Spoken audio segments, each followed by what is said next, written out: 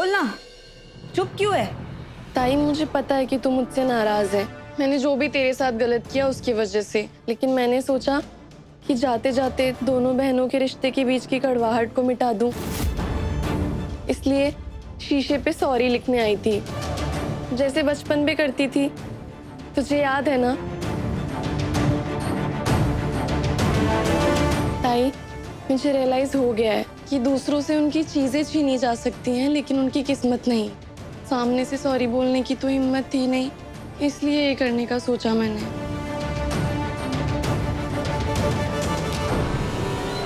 परी, तू दिल की बुरी नहीं है, बस तेरा गुस्सा, तेरी जिद दोनों तुझे हर बार गलत काम करने पर मजबूर कर देता है। एक बात सुन, प्यार हारने वाले को भी जिता देता है और नफरत जीत कर भी इंसान से सब कुछ छीन लेती है। कोई भी चीज जबरदस्ती, चाल या धोखे से मिलनी हो ना, तो वो कभी अपनी नहीं होती। मौका मिला नहीं कि शुरू हो गया इसका ज्ञान देना। अब शीशे पे सॉरी लिखने का तो क्या ही फायदा है, जब सामने से बोल दिया। तो ठीक है, मैं चलती हूँ। तो अपना ध्यान रखना।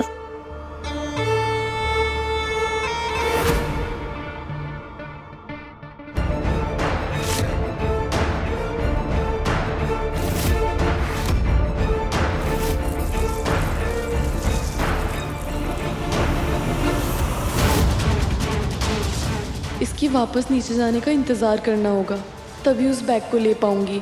अभी तो इसको शक हो जाएगा।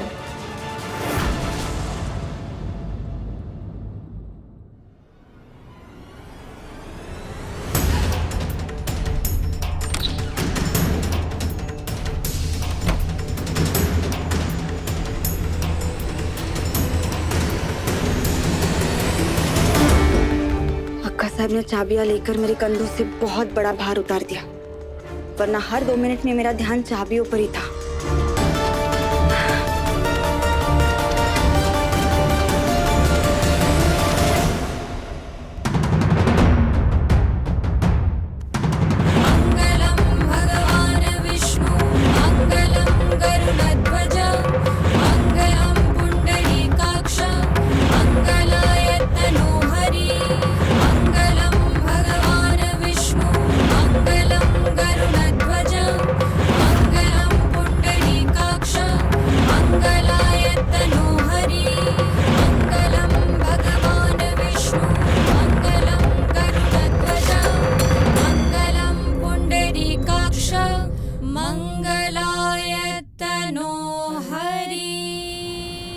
एक वक्त था जब मुझे लोग ताने देते थे कि मेरी मांग कब भरेगी, और आज मुझे डांट पड़ी है कि मांग पूरी क्यों नहीं भरी।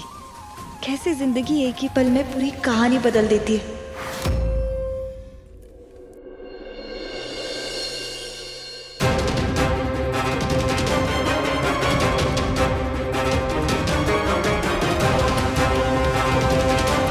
सब ठीक?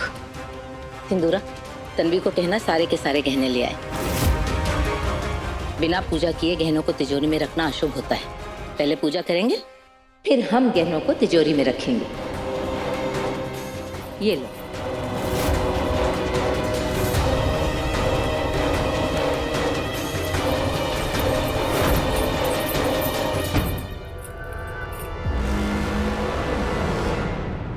सिंदूरा तो नकली चाबियां लेके जा रही है, असली चाबी तो मेरे पास है। क्या करूं? कहीं हमारी चाल हम पे ही भारी ना पड़ जाए।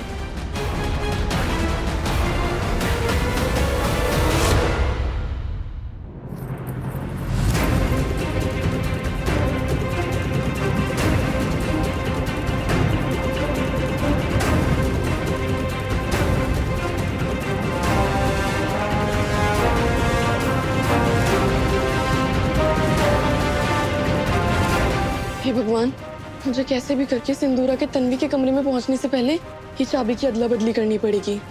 तन्वी के सामने तो अच्छा बनने का नाटक करके बच गई, लेकिन अगर ये नकली चाबी का सच सामने आ गया ना, तो अक्का साहब का शक सीधा मुझ पे जाएगा और उनके सामने तो बातें घुमाना भी नामुमकिन है। क्या करूं क्या करूं? तन्वी के सामने तो मधुमक्खी का नाटक करके चाबी बदल दी थी, लेकिन अब क्या करूं? सोच परी, सोच सोच। अगर ये चाबी तूने नहीं बदली ना तो घर की जगह जेल में पड़ी होगी। नहीं नहीं नहीं नहीं नहीं, क्या करूं क्या करूं क्या करूं?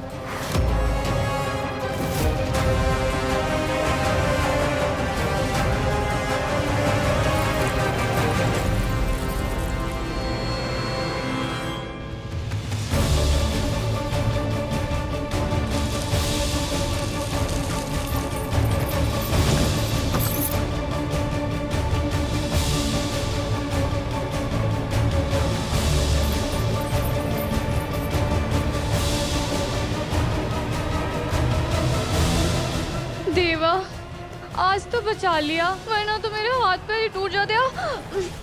वैसे ये मोती कहाँ से आए? चाबी? खैर, अरे बाप रे, क्या मस्त दिमाग दौड़ाया तूने। सारा का सारा गेम ही पलट दिया। अब जब लॉकर खुलेगा और उसमें गहने नहीं मिलेंगे ना, तब होगा असली तमाशा शुरू। ऐसा तमाशा जो तन्वी को अर्श से फर्श पर लाकर खड़ा कर देगा। समधन जी, आपसे एक बात करनी थी। कहिए। कसम तब तक पूरी नहीं होगी जब तक बहू अपने मायके जाने के बाद उसका पति उसे लेने ना आए, तो अधूरी रह जाती है ना। तो मैं कह रही थी कि अगर युग बिल्कुल बिल्कुल, रस्म आपके घर की हो या हमारे घर की, दोनों जगह नियमों के साथ, रीति रिवाजों के साथ निभाई जाएगी। आप चिंता मत कीजिए, बहू को लेने के लिए युग आएगा।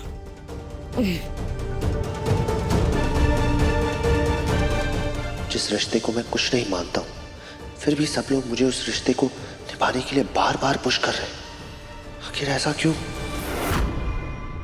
30 के पार होने के बाद मेरे मांग में सिंदूर भरा है, इसीलिए इसकी कीमत सबसे ज्यादा मैं समझती हूँ। मैं अपने सिंदूर की लाज कभी कम नहीं होने दूंगी। अगर इस रिश्ते की नींव सच पे जुड़ी है तो मैं इस झूठ से उसे कमजोर नहीं होने दूंगी। चाहे युग मुझे अपनाए या ना अपनाए, चाहे पूरी दुनिया मेरे खिलाफ हो जाए, मैं अपने संस्कार नहीं बदलूंगी। हमेशा सच का रास्ता चुनूंगी।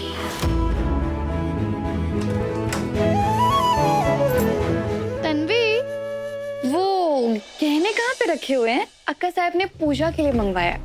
वो अलमारी में तिजोरी है, उसी में रखे हैं। ये वाली अलमारी? हाँ।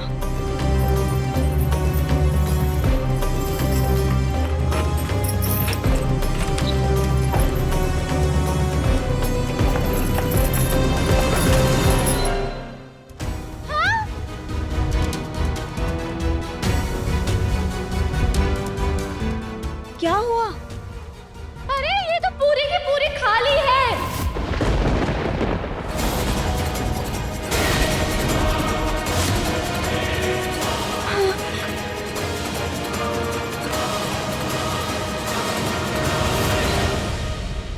हवा में उड़ गए क्या गहने बहुरानी? अक्का साहब, मुझे कुछ समझ नहीं आ रहा। मैंने खुद अपनी हाथों से एक एक गहना देख कर रखा था। मैं झूठ नहीं बोल रही। देखा वैष्णवी, कल तुमने जिस लड़की के हाथ में परिवार की इज्जत, परिवार का भरोसा, परिवार की चाबियां सौंपी थी, उसने एक दिन में सब मिट्टी में मिला दिया। सिर्फ उम्र बड़ी होने से समझ बड़ी नहीं होती है। अक्का साहब, चाबियां जब तक मेरे पास थी मैंने अच्छे से संभाला। पूजा से पहले अपनी आंखों से सारे गहने देखे तिजोरी में, फिर चाबियां मैंने आपको दे दी। उसके बाद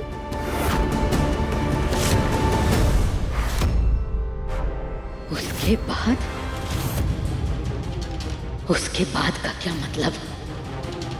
कहना क्या चाहती हो तुम? तुम सीधा सीधा हम पर इल्जाम लगा रही हो। हे भगवान, ये कैसा दिन देखना पड़ रहा है हमें इस घर में। अपने ही घर में हमें चोर ठहराया जा रहा है। नहीं अक्का साहब, मेरे कहने का मतलब ये नहीं था। मैं आपको चोर नहीं बुला रही। हिम्मत भी मत करना तन्वी, क्योंकि अगर इस घर में किसी को चोर बुलाया जा सकता है तो वो तुम हो। तुम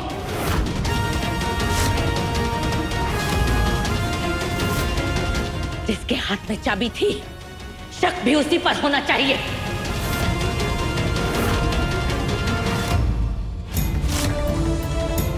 इस बार तो लग रहा है गहनों के साथ साथ युग भी मेरा हो जाएगा।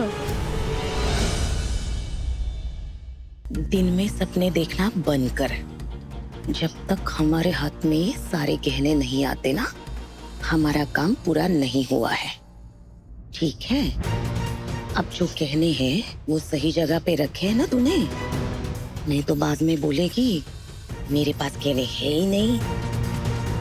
आई, मैंने ना वो गहने तन्वी के रूम में ही छुपा दिए हैं।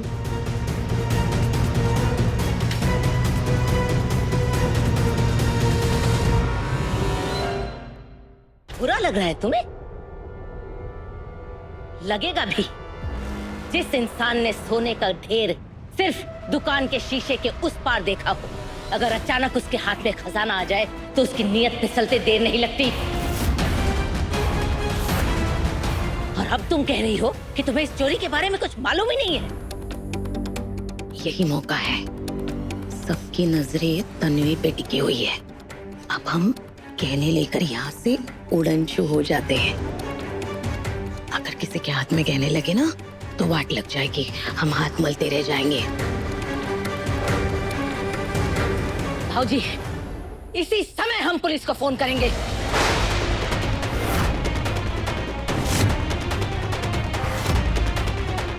इसी समय दूध का दूध और पानी का पानी हो जाने दीजिए। पुलिस की क्या जरूरत है? अगर आपको लगता है गहने मैंने छिपाए हैं तो तलाशी ले लीजिए। चलिए मेरे साथ और कमरे की तलाशी ले लीजिए। आपको खुद विश्वास हो जाएगा कि मैंने कुछ गलत नहीं किया।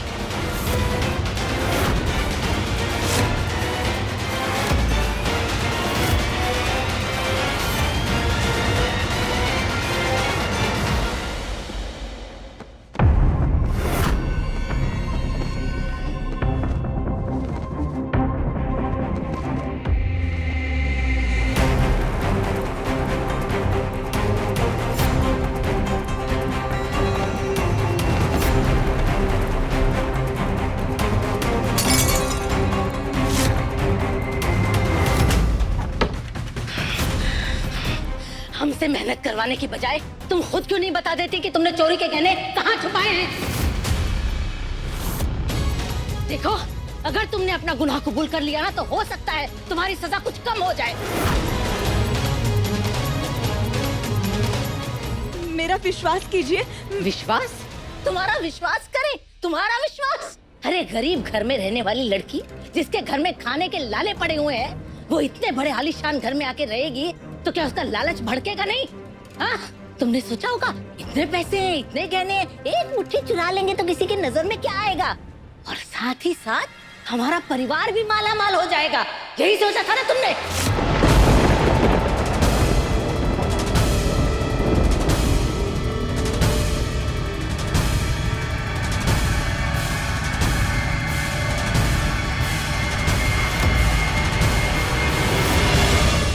बहू, कई बार इंसान अनजाने में भूल कर बैठता है।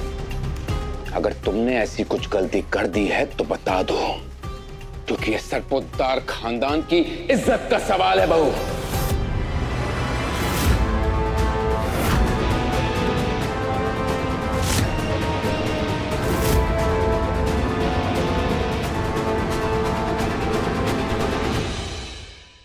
मैं अपनी जान देना पसंद करूंगी, लेकिन इस घर की इज्जत पर कभी आज नहीं आने दूंगी। ये घर आपका है, लेकिन जिस दिन मैंने इस घर में अपने पैर रखे उसी दिन से यह घर मेरा सब कुछ है।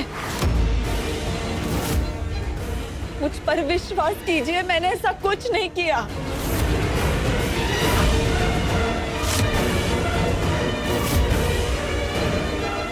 तो आंसू बहाकर झूठा इंसान सच्चा नहीं बन जाता है तन्वी।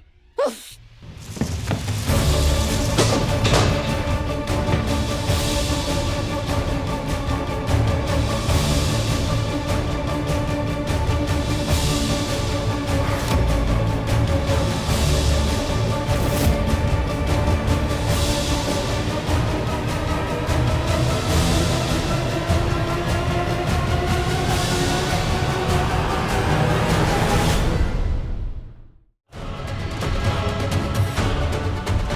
मुझे बता, इस गुलदस्ते में गहने रखे थे ना तूने? हाँ, इसी में छुपाए थे, पर कहाँ गए पता नहीं, दिख भी नहीं रहे हैं। अंबाबाई की कसम अक्का साहब, मैंने गहने कहीं नहीं छुपाए। मैं मानती हूँ मैंने जिंदगी में कभी इतना पैसा, कभी इतना सोना नहीं देखा। मैं बहुत ही छोटे और गरीब घर से आई हूँ, लेकिन जिस घर ने मुझे नाम दिया, उसी घर के साथ मैं धोखा नहीं कर सकती। वाह वाह वाह, क्या बात। जय हो जय हो जय हो, माता जी की जय हो। कितनी भोली है, कितनी मासूम है, चंचल, शीतल, निर्मल, कोमल। हमारे तो शब्द ही खत्म हो गए तुम्हारा बखान करते करते। अपने इन्हीं झूठे गुणों की चमक से 30 के पार होते हुए भी तुमने हमारे युग को फंसाया। ये तो अच्छा हुआ कि अंबाबाई की कृपा से हमारा व्योम तुम्हारे चंगुल से बच गया। अच्छा हुआ कि हमारे व्योम की शादी तुम्हारे साथ नहीं हुई। चोरनी कहीं की। अक्का साहब आप चुप! बीच में मत बोलो युग। इसने कैसे सबको बोतल में उतारा है। जब ये नई नई आई थी तो किसी को इसकी शक्ल भी पसंद नहीं थी, लेकिन अब देखो घर का हर इंसान इसके ऊपर भरोसा करता है। इसने 2 आंसू बहाए, इत्तेफाक से इसने तुम्हारी जान बचा ली, तो ये सबके लिए देवी बन गई। वैष्णवी ने अपने खानदानी कंगन दे दिए तुम्हें, घर की तिजोरी की चाबी दे दी तुम्हें। यही तरकीब लगाई थी ना तुमने कि सबकी भरोसेमंद बन जाओ और फिर चुपचाप मौका देख के सारे घर के जेवर चुरा के यहाँ से उड़ जाओ, है ना?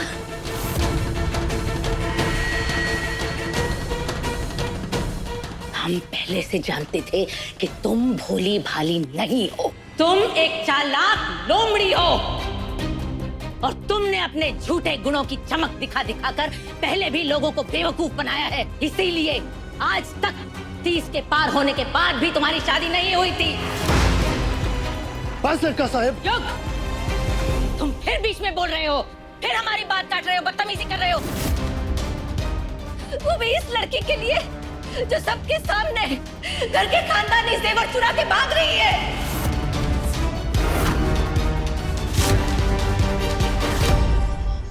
जब मेरी आंखों के सामने गलत हो रहा हो और जब किसी इनोसेंट पर इल्जाम लग रहा हो ना अक्का साहब, तो मैं चुप नहीं बैठ सकता।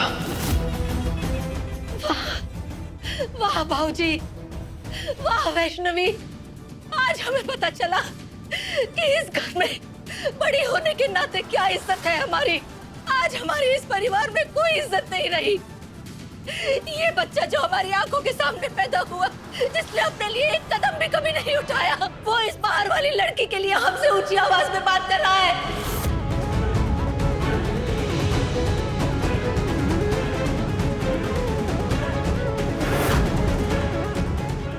ठीक है, जो मन में आए करो। हमारा क्या है, वैष्णवी के मायके के गहने भी दे दो इसको।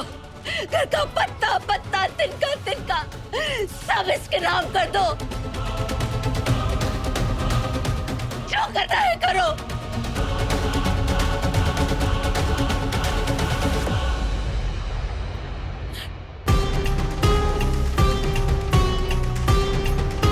चलो।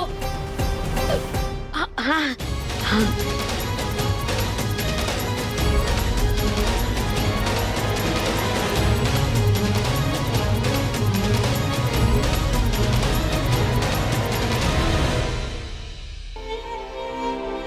अक्का साहब, अक्का साहब, मैं एग्री करता हूं कि चोरी कोई छोटी बात नहीं होती, लेकिन ऐसे बिना सच जाने किसी पर ब्लेम डालना, this is not fair, right? मैं तन्वी को जानता हूं, मेहनत और सिंसियरिटी इतनी है इसमें कि ये हर एग्जाम में टॉप कर सकती है। बट रही बात धोखा देने की, चोरी करने की, किसी के साथ कुछ गलत करने की, ऐसे एग्जाम में ये फेल हो जाएगी। दूर दूर तक नहीं जानती ये सब करना।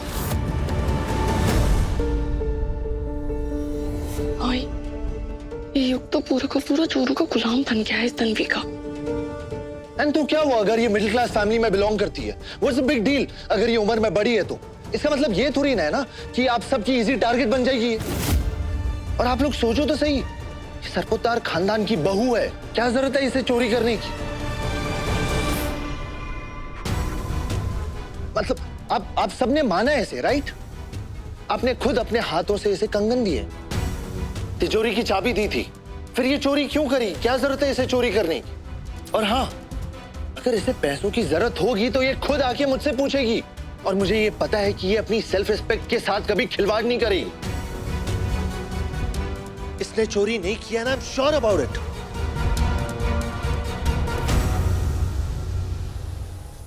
हाँ, दामाद जी ठीक कह रहे। क्या है ना कि अब तक आपके घर का मामला था इसलिए मैं चुप थी, लेकिन अब नहीं। मेरी तन्वी ऐसा कुछ भी काम नहीं कर सकती। अरे सोने के दुकान में गहने देखकर घबरा जाती है लड़की, ये क्या चोरी करेगी? अरे धनिया भी मुफ्त में नहीं लाती है ये कभी। सुबह से लेके रात तक ऑफिस में हड्डी तोड़ मेहनत करती है, सिर्फ हम सब लोगों के लिए। बचपन से ऐसी है। बस 2-3 दिन पहले इसके बाबा के इलाज के लिए इसने इतनी बड़ी पैसों की गड्डी भेजी थी घर पर। कितनी? इतनी बड़ी।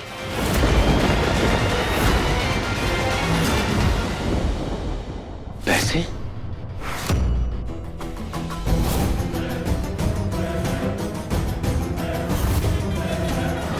ए भाई तू आया कहाँ से? वो ऑफिस से, तन्वी मैडम की तरफ से। अब देखो, छूटे हुए मायके के लिए अगर इतना सोचती है ये लड़की, तो अपने ससुराल के बारे में बुरा कैसे सोचेगी? पैसे कहाँ से आए ये पैसे? इतने दिनों से तन्वी तो ऑफिस गई नहीं है, तो बिना ऑफिस जाए इसके पास पैसे आए कहाँ से? हमारा सवाल ये है कि जब तन्वी काम पर नहीं गई है तो उसके पास आपको देने के लिए ये पैसे कैसे आए?